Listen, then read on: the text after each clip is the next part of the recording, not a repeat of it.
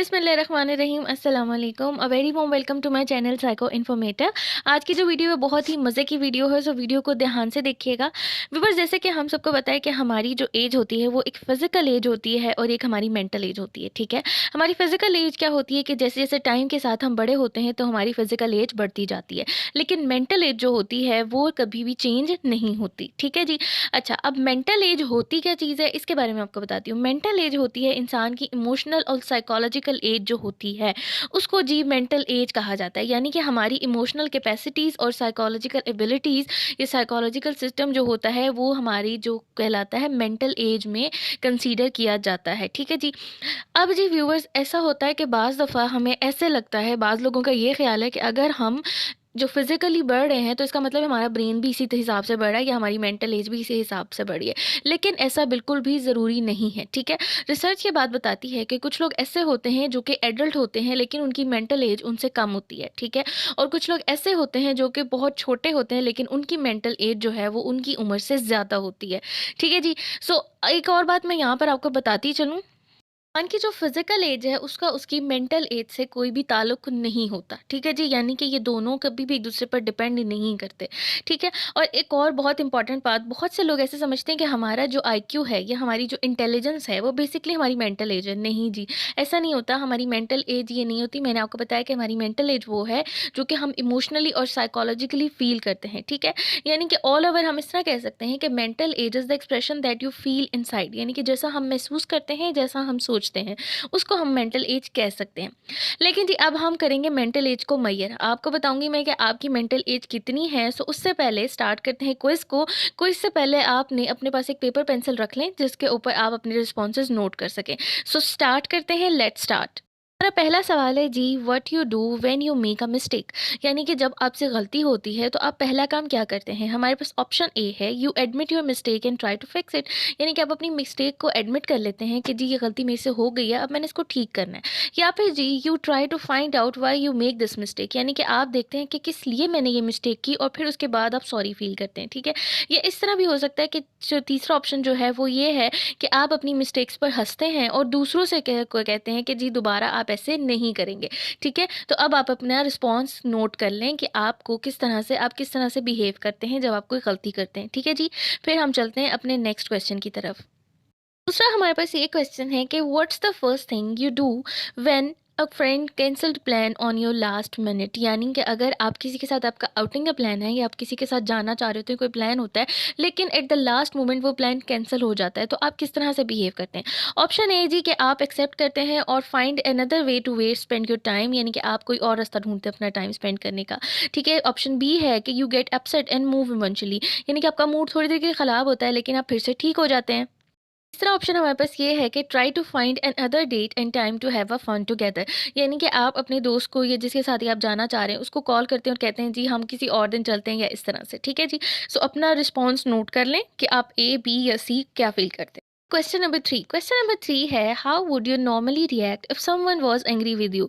यानी कि अगर कोई आपसे गुस्सा है तो आप किस तरह से बिहेव करते हैं। पहला ऑप्शन हमारे पास ये है कि give them space to be angry before talking to them again. यानी कि आप उसे स्पेस देते हैं कि वो अगला बंदा जो है वो अपना स्पेस ले ले, यानी वो कूल डाउन हो जाए और फिर आप बात करें, ठीक है। या फिर आप दूसरा ये बी ऑप्शन ये है कि try to work things out right way. यानी कि उसी वक्त आप उससे बात करने की कोशिश करते हैं। या जी तीसरा ये है कि try to cool them down. यानी कि उनको ठंडा करने की कोशिश करते हैं ताकि वो अपना गुस्सा भूल जाएं। यानी कि मेकिंग जोक्स, और आप उनको मतलब कंफर्टेबल करने की कोशिश करते हैं। तो अब आप अपने रिस्पॉन्स को नोट कर लेंगे क्वेश्चन 3 के लिए। अब हम चलते हैं क्वेश्चन 4 की तरफ। नंबर 4 है जी, what's the first thing you would do if you won the lottery. यानी कि अगर आपकी लॉटरी निकल आए तो आप क्या करेंगे। पहला ऑप्शन है कि आप अपने बिल्स को पे करेंगे और बाकी मनी को सेव कर लेंगे। दूसरा ऑप्शन है कि आप वेकेशंस के लिए चले जाएंगे। और तीसरा हमारे पास ऑप्शन है कि आप कोई ऐसी चीज़ खरीदेंगे जिसके लिए आपने बहुत इंतज़ार किया होगा, या जो चीज़ आपके दिल में होगी खरीदने की, आप उसके लिए मतलब वो पैसे लगा देंगे, ठीक है जी। अब बढ़ते हैं अपने फिफ्थ क्वेश्चन की तरफ। उससे पहले इसका आप ऑप्शन मार्क कर लें जो भी आपको सही लगता है। नंबर 5 है जी, what's the first thing you would do if you had a choice between two equally good things. यानी कि अगर आपको दो अच्छी चीज़ों में से कोई एक चुननी हो या चॉइस बनानी हो तो आप क्या करेंगे? ठीक है जी। ऑप्शन ए है कि चूज़ ऑन एक्सपीरियंस और फैक्ट्स, यानी कि आप अपने पिछले एक्सपीरियंस या कोई रीजंस बनाकर उसको चूज़ करेंगे, मतलब जो बेटर आपको लगेगी। ठीक है। ऑप्शन बी है कि आप एक लिस्ट बनाएंगे। ठीक है, कि दो लिस्ट में आप क्या करेंगे, प्रॉन्स एंड कॉन्स लिखेंगे, यानी कि दोनों चीज़ों का मवाजना करेंगे कि कौन सी चीज़ मेरे लिए कितनी बेहतर रहेगी। ठीक है। और तीसरा ये कि आप किसी और से कहेंगे कि जी वो आपको सजेशन दे, या आप उससे सजेशन लें, या आप वो आपकी हेल्प करे।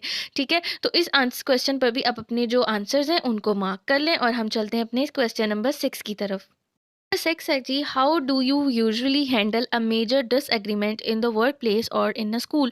यानी कि अगर आपकी किसी के साथ लड़ाई हो जाती है या कोई डिसएग्रीमेंट बन जाता है तो आप उसको कैसे डील करते हैं? ठीक है जी, किसी भी वर्क प्लेस पर, यानी कि जहाँ भी आप काम करते हैं, पढ़ते हैं, वहाँ पर अगर कोई मसला मसाइल हो जाते हैं तो आप उसको कैसे हैंडल करते हैं?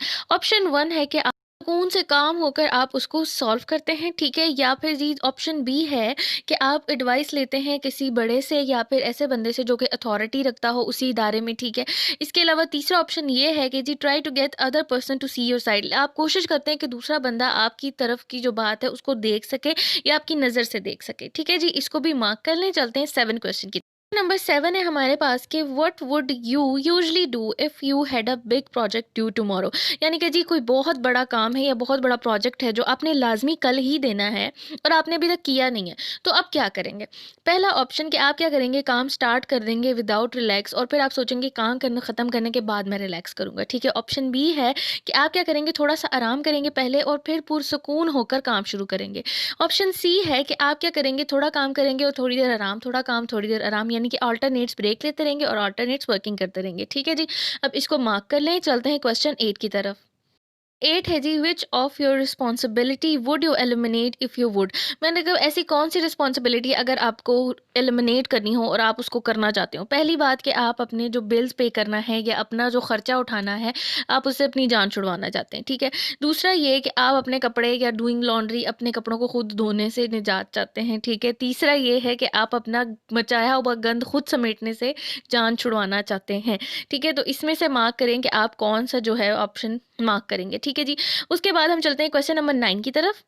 नंबर 9 है जी, how would you habitually react when someone compliments you. यानी कि अगर कोई आपकी तारीफ कर दे तो आप किस तरह से आदतन उससे रिस्पॉन्स करते हैं। ठीक है जी। नंबर 1, आप उसके कॉम्प्लीमेंट को एक्सेप्ट करते हैं और उसको इन रिटर्न कुछ अच्छा कह देते हैं। ठीक है। ऑप्शन बी कि आप उसके कॉम्प्लीमेंट को एक्सेप्ट करते हैं लेकिन ये नहीं देखते कि कॉम्प्लीमेंट क्या है। ठीक है। अच्छा भी हो सकता है, बुरा भी हो सकता है। ऑप्शन सी है कि don't expect the compliment by saying you do not deserve it. यानी कि कोई आपको कॉम्प्लीमेंट करता है तो आप उसका कॉम्प्लीमेंट को रिगार्ड नहीं करते, यानी कि आप उससे बिल्कुल भी मतलब कोई वक़्त ही नहीं देते। ठीक है जी। तो इसको मार्क करें। उसके बाद चलते हैं अपने लास्ट क्वेश्चन की तरफ और फिर मैं आपको बताऊँगी रिजल्ट्स। जो क्वेश्चन है वो है जी, how do you normally respond when you embarrassed yourself. यानी कि जी अगर आप कहीं अपने आप को शर्मिंदा कर लेते हैं या अपने आप को जो है वो शर्मिंदा हो जाते हैं आप, तो आप किस तरह से रिस्पॉन्ड करते हैं? पहला ये कि आप अपनी जो फीलिंग्स होती हैं उनको रियलाइज़ करते हैं, लेकिन मतलब ज़्यादा उस पर फोकस नहीं करते। ठीक है। आपको लगता है कि जी ये आपने जानबूझ के नहीं किया तो ऐसे हो गया। ठीक है। दूसरा ये कि आप क्या करते हैं, प्रिटेंड करने की कोशिश करते हैं कि कुछ भी नहीं हुआ, लेकिन अंदर से आप जो होते हैं ऑब्सेस होते हैं उस फीलिंग के बारे में जो आपने शो कर दी होती है या जिस चीज़ पर आप शर्मिंदा हो रहे होते हैं। ठीक है जी।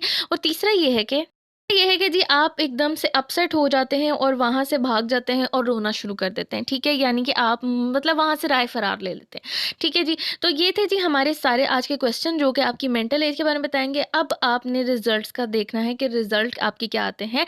अपने सारे जो भी आपने मार्क किए हैं उनको जो है ठीक कर लें, लिख लें, मतलब जो भी आपने सोचा हुआ है अपने माइंड में ये लिखे हुए हैं, तो अब उनके रिज़ल्ट की बारी है। ठीक है जी। तो चलते हैं अपने रिज़ल्ट की तरफ। पहले ऐसे लोगों की बात करते हैं जिन्होंने मोस्टली एज़ मार्क किए हैं, यानी कि जिनके ज़्यादातर आंसर एज़ में हैं।